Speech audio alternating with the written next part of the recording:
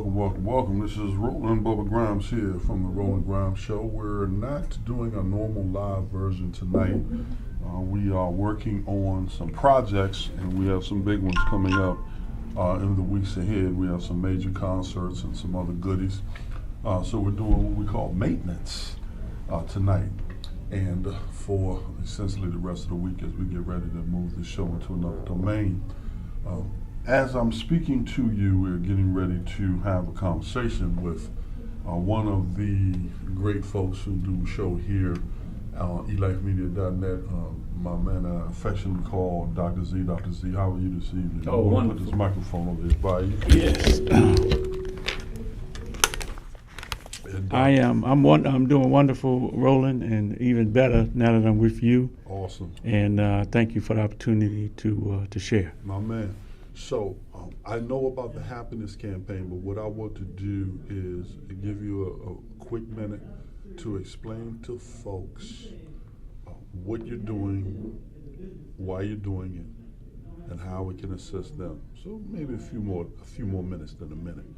What you're doing, how you're doing it, and how we can assist them. Okay, so God has commissioned me to help us return to our happiness and peaceful state. What that really means is one of the biggest things holding us back as a people is fear. Fear, doubt, and worry. It's been programmed in us through the experiences of slavery and generation after generation. And so what my mission is here is to help us to move out of living in fear, which I call our diseased ego, which has a lot of different faces, and move into what I call spirit energies or love energies, energies of faith. We all know what we want. We want to be happy. We want to have a peaceful life. We want to increase our life and live the best life that we can while we have this one shot. But we don't always know how, you see. And so what my job is to help us go through a program of how we can, in fact, change our vibration, our energy, out of fear-based into more love and faithful energy. And then we'll see we attract positive things to us and can be more, do more, and have more. I'm doing it because God gave me the job. It's a commission. You know what I'm saying? It's an assignment. And we have a program, book, and classes where we take people through it step by step. Let's talk about those elements. Let's talk first about the classes in the program. Okay. So I have a class called Keys to Everyday Happiness. It's on a conference call. You get the book. And the way the book is structured, you read 3 or 4 pages about the contrast in energy. For example, day 1 deals with selfishness or selfless service. Okay. Day 2 deals with domination or communication. And domination leads you to isolation in the negative versus connection in the positive. So those 3 positive things we know feel better, right? But what we want to do is we want to start off with day 1. Let's look at what is the difference between selfish energy and selfless energy in terms of service, right? And then you read those 3 or 4 pages, then I ask you to write an affirmation 15 times. I am unconditional service, meaning I'm not looking at my condition to determine whether I'm giving service. I'm giving service because it's needed, and how can I help? And so that right there opens up the door to all this wonderful life energy, when we can get our eye off ourselves and start looking at other people and how we can help. All right. So you do that day 1. Then we give you an exercise after the writing affirmation, an exercise to do that day that will put you in that energy. So we got your mind, your intellect going. We got the self-reflection going. We're touching your subconscious mind, right? Because our behavior is controlled. 88% of our behavior comes from our subconscious mind. So we want to put this positive energy in there and then give you something to do in your behavior, in your action, that puts you in that energy. You talked about the program, the lessons. Let's talk about the book. Yes. Okay, so the book kind of started with me dealing with my own fears and my own diseased ego. And I used to do training courses, and I would ask people, if people show up out of their ego, what do you see? If they show up out of their spirit, what do you see? The ego list became very negative, Right. right? The spirit list became very positive. Right. And so after a couple of years of research, right, God sent this book through me, 25 Days to Live in Your Happiness, because we know in 25 days you can create a new habit. Okay? That's why 25 days. Okay. Okay? And so the data that I got ended up being organized in this model that's here on the screen. Okay?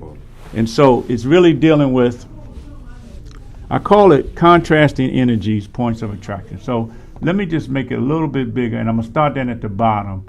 We talked about selfishness versus selfless service, right? Okay. So, again, the selfishness is always asking, what's in it for me? Right. What's it going to do for me? And we pretty much live in a selfish culture in a way, because everybody's got to do selfies now, and everything is me, me, me. Well, that can take you so far, and there's a certain amount of selfishness that makes sense. I mean, you gotta, if you're in an airplane and there's a problem, put the air mask on yourself first before you put it on somebody else. But in terms of working with spiritual energy, you got to move over to the selfless place. You got to look at, instead of what's in it for me, how can I help? How can we help? How can we make things better? You see? And then you do that, and then you move to communication, which is asking about other people's needs and interests and listening 80% of the time, right? When you communicate with people like that, then you make connections. See? So this thing is kind of, really designed in a way to take you step by step, and each energy increases. So let's deal with something that's current right now. This whole notion of the election and people feeling powerless. Okay? So we have a day here on day 2, 4, 6, 7. And in fact, we have a class going on now that we're going to do this exercise tomorrow. Powerlessness to hopeful. Instead of thinking we're powerless as a people around the election, how about if we take on the positive energy of being hopeful? Hopeful that things can change. Hopeful that things can be better for us, And so you do that exercise, and you stay in that, put yourself in that energy, you read about it, you write your affirmation, and then you sit down and you do an exercise to look at, okay, what are the things that I'm hopeful about? We could apply it to the political situation, but apply it to your own life, because we have physical issues, financial issues, family issues, relationship issues, right? If we think we're powerless because of the conditioning that we've experienced socially and culturally, then that's going to keep us receiving more of the same negativity. But if we change the vibration and say, hey, I'm hopeful that things can be better, that I can change and that things can change, then you begin to call on the forces and power that's in the universe that may be abstract, but it will come to your aid. And I've just seen it in the last 10 years. I've just seen it over and over and over and over again. So the job is, put this out to the world. Those of you who are looking to increase your life, it's going to start within yourself, in your own thoughts and attitudes and feeling world. And then it's going to manifest into the behaviors. We're just trying to give people a jump start through this book and the classes. Now, as you look at, so for example, when I'm looking at rigid, and on the other side of that table it says flexible. Mm-hmm. And just for me as a novice, explain to me, if you would, what that means when I look right at it. I see rigid, on the other side I see flexible. So those to me are opposite poles of the same Correct. condition. Correct. They are. And we get to choose which one we want to be in any moment. So, for example, for this one, we have certain ways that we do things. Okay. And we can get rigid we can get stubborn, and we can just, escalate that into being rigid. It's got to be this way or not. Right. So we talk about that in the chapter, Then we ask you to write the affirmation, I am flexible.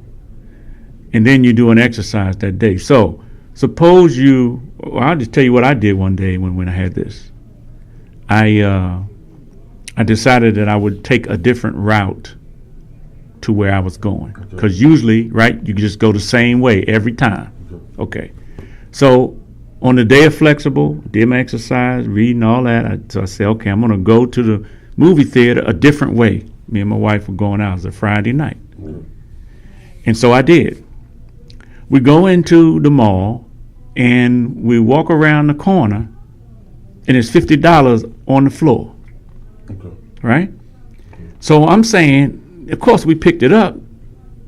It was there for us.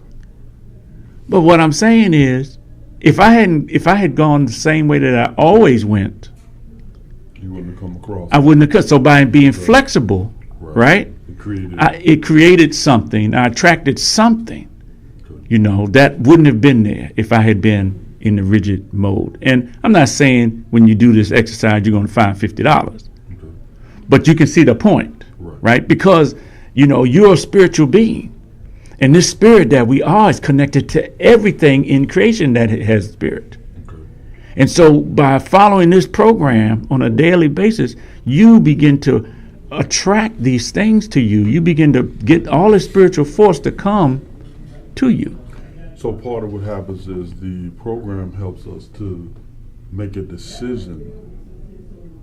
Am I hearing this correctly or seeing this correctly?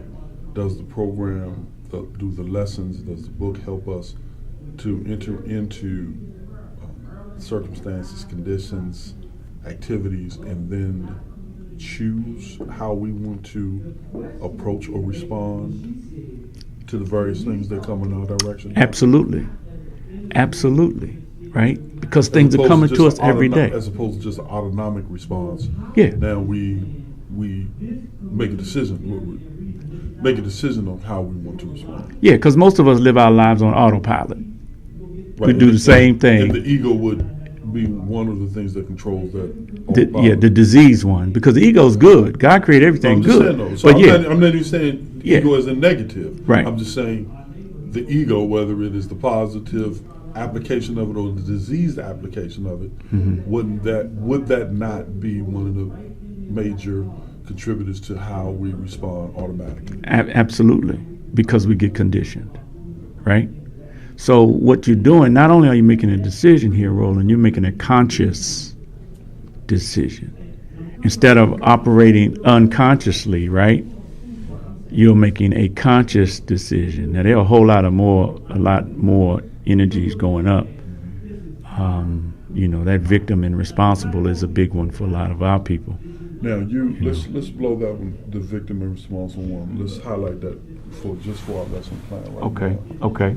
So we're going through a lesson. You and I, we're going to do a monicum of a role play in this case. Okay. So I'm coming to you, or we're sitting down and we're having this conversation. I'm like, look, man, as I've said to you before, I'm having this issue with dealing with my people. I'm having an issue with dealing with black folks, especially black women. Mm-hmm. I'm having this issue dealing with us and trying to figure out what in the heck is going on and how do I deal with when I try to put some positive action in play. Mm-hmm. I get such a negative response.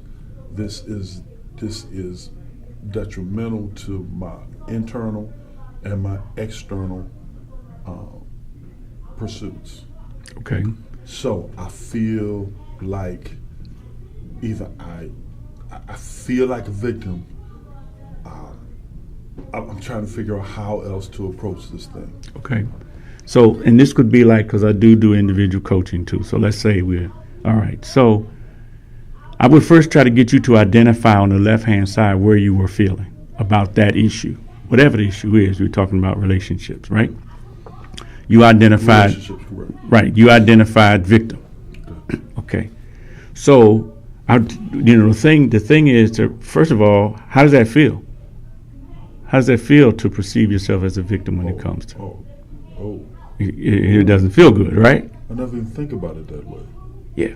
It doesn't feel good. Yeah. And see, the feeling is where your energy and where your power is. not just in your thoughts. And every thought has a feeling that goes with it. So I got to help you recognize, right, that feeling now is the energy that's going out.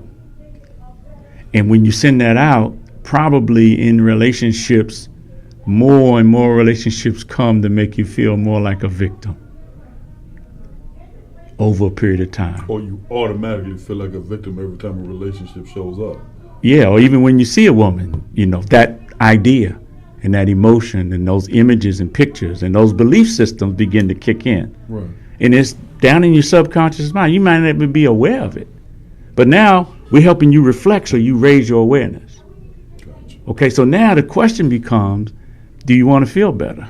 Right. Because taking responsibility for your relationships is going to feel much better than feeling like a victim. Awesome. Right?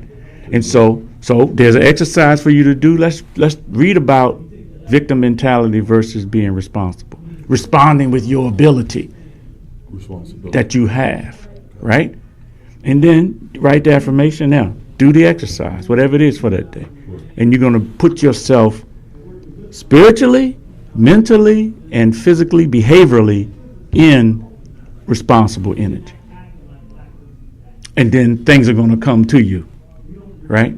Things are going to come to you. All right, well, Doctor, look, this gives us a great launch point for some of the things that I want to see the Roland Grimes Show and some bodies within this media concern get involved in. So this is exactly what I need for some discussion, and this will be a great way to start the next conversation when we have you back on our show to get into it in more detail. And essentially, let's use myself and my crew as part of the laboratorial demonstration of how some of it works.